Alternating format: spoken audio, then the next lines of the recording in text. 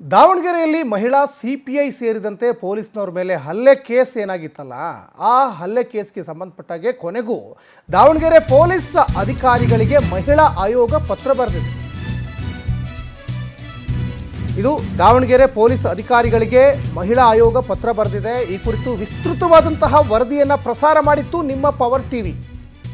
ಮಹಿಳಾ ಸಿಪಿಐ ಮೇಲೆ ಹಲ್ಲೆ ಆದರೂ ಕೂಡ ಧ್ವನಿನೇ ಎತ್ತಿರಲಿಲ್ಲ ಮಹಿಳಾ ಆಯೋಗ. ಕಾಂಗ್ರೆಸ್ ಮುಖಂಡ ಅಯೂಬ್ ಪೈಲ್ವಾನ್ ಪುತ್ರರಿಂದ ನಡೆದಂತಹ ಹಲ್ಲೆ ಆಗಿತ್ತದು. ಪೊಲೀಸ್ನವ್ರ ಮೇಲೆ ದರ್ಪ ತೋರಿದ ಅಯೂಬ್ ಪುತ್ರರು ಮತ್ತು ಆತನ ಬೆಂಬಲಿಗರು. ಪೊಲೀಸ್ನವ್ರ ಮೇಲೇ ಹಲ್ಲೆ ಬಗ್ಗೆ ಪವರ್ ಟಿವಿ ವಿಸ್ತೃತವಾದಂತಹ ವರದಿ ಮಾಡ್ತು. ವಿಸ್ತೃತ ವರದಿ ಮಾಡಿದ ಮೇಲೆ ಮಹಿಳಾ ಆಯೋಗ ಎಚ್ಚೆತ್ತುಕೊಂಡಿದೆ ಅನ್ನೋದು ಇಲ್ಲಿ ಸ್ಪಷ್ಟವಾಗಿ ಗೊತ್ತಾಗ್ತಾ ಇದೆ. ಮತ್ತು ನೋಡಿ, ಒಬ್ಬ ಕಾಂಗ್ರೆಸ್ ಪಕ್ಷದ ಮುಖಂಡ, ಆ ಮುಖಂಡನ ಮಕ್ಕಳು ನಾವು ಅನ್ನುವಂತಹ ದರ್ಪ ಇತ್ತು ಅಂತ ಕಾಣಿಸುತ್ತೆ. ಪೊಲೀಸ್ನವ್ರ ಮೇಲೆ ಹಲ್ಲೆ ಮಾಡಿದರು. ಈ ಬಗ್ಗೆ ವರದಿ ಪ್ರಸಾರ ಮಾಡ್ತಾ ಇದ್ದಂತೆ ಮಹಿಳಾ ಆಯೋಗ ಎಚ್ಚೆತ್ತುಕೊಂಡಿದೆ. ಇನ್ನು ಕೂಡಲೇ ಕ್ರಮ ಕೈಗೊಂಡು ವರದಿ ನೀಡುವಂತೆ ಪತ್ರ ಬರೆದಿದೆ. ನಿಜಕ್ಕೂ ಇದು ಪವರ್ ಟಿವಿಯ ಇಂಪ್ಯಾಕ್ಟ್. ಪ್ರಕರಣ ಗಂಭೀರವಾಗಿ ಪರಿಗಣಿಸಲಾಗಿದೆ. ವರದಿ ಹಾಗೂ ತನಿಖಾಧಿಕಾರಿಗಳಿಗೆ ಸೂಕ್ತ ನಿರ್ದೇಶನ ನೀಡುವಂತೆ ಈಗ ಆದೇಶ ಕೂಡ ಹೊರಡಿಸಿದ್ದಾರೆ. ತಪ್ಪಿತಸ್ಥರ ವಿರುದ್ಧ ಸೂಕ್ತ ಕ್ರಮ ಕೈಗೊಳ್ಳಿ ಅಂತ ದಾವಣಗೆರೆ ಎಸ್ಪಿಗೆ ಈಗ ಪತ್ರ ಬರೆದಿದ್ದಾರೆ. ಮಹಿಳಾ ಸಿಪಿಐ ಗಾಯತ್ರಿ ಇಬ್ಬರು ಪೇದೆಗಳ ಮೇಲೆ ನಡೆದಂತಹ ಹಲ್ಲೆ ಪ್ರಕರಣ, ಸೂಕ್ತ ಕ್ರಮ ಕೈಗೊಳ್ಳುವಂತೆ ಮಹಿಳಾ ಆಯೋಗದಿಂದ ಪೊಲೀಸ್ನವರಿಗೆ ಪತ್ರ ಬರೆದಿದ್ದಾರೆ. ರಾಜ್ಯ ಮಹಿಳಾ ಆಯೋಗದ ಅಧ್ಯಕ್ಷೆ ನಾಗಲಕ್ಷ್ಮಿ ಚೌಧರಿಯಿಂದ ಪತ್ರ ಈಗ ರವಾನೆ ಆಗಿದೆ.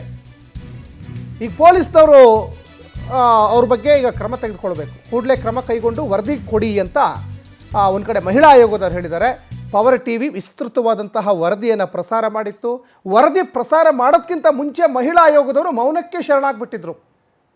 ಯಾಕೆ ಅಂದರೆ ಈ ಕಾಂಗ್ರೆಸ್ ಪಕ್ಷದ ಕೆಲವೊಂದಿಷ್ಟು ಪ್ರಭಾವಿ ನಾಯಕರ ಏನಾದರೂ ಒತ್ತಡ ಏನಾದರೂ ಇತ್ತಾ? ಆ ಒತ್ತಡದ ಮೇಲೆ ಏನಾದರೂ ಹೇಳಿ ಕೇಳಿ ಆ ಕಾಂಗ್ರೆಸ್ ಮುಖಂಡನೇ ಅಲ್ವಾ, ಮುಖಂಡನ ಮಕ್ಕಳೇ ಅಲ್ವಾ ಪೊಲೀಸ್ ಮೇಲೆ ಹಲ್ಲೆ ಮಾಡಿದ್ದು. ನೋಡಿ, ಆ ದೃಶ್ಯಗಳಲ್ಲಿ ಗಮನಿಸ್ತಾ ಇದ್ದೀರಾ.